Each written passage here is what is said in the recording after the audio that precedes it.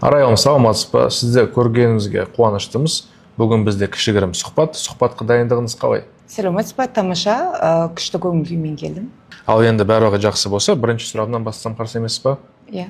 Арайлым, дәрігер мен клиника таңдағанда сіз үшін қандай нәрселер маңызды болды? Мен үшін маңыздысы сапа болды. Сапа және тұрақты ұзақ мерзімді нәтиже. Сіздердің клиникаларыңызға келместен бұрын бірнеше жерден топовый клиникаларға бардым, консультация алдым.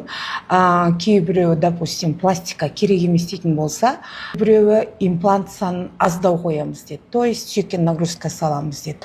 Оның өзім адаммен жұмыс жасайтын болған соң, оның барлығын толыққанды есептеп, ұзақ таңдадым маманды, себепті таңдауым осы клиникаға түсті.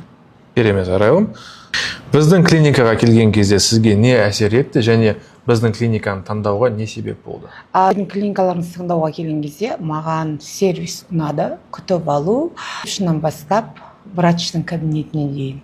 И врачтың толыққанды А-до түсіндіріп, сопровождение арқылы қанды әрбір детальді айту ұнады. Емдеу процесі сіз үшін қалай өтті және ем барысында сізге ең қатты есте қалған сәтіңіз қандай? Емдеу барысында алғашқы оталардың өзі ауыр болған сол болды. Костное наращивание және десневая пластика. Қарамастан жеңіл өтті. Ең қызық сәті, мен өзім болевой порогым қатты, білесіздер. Ауырдың бәрі артта қалған кезде, жеңіліне келген кезде қорқынышым шықты десем болады.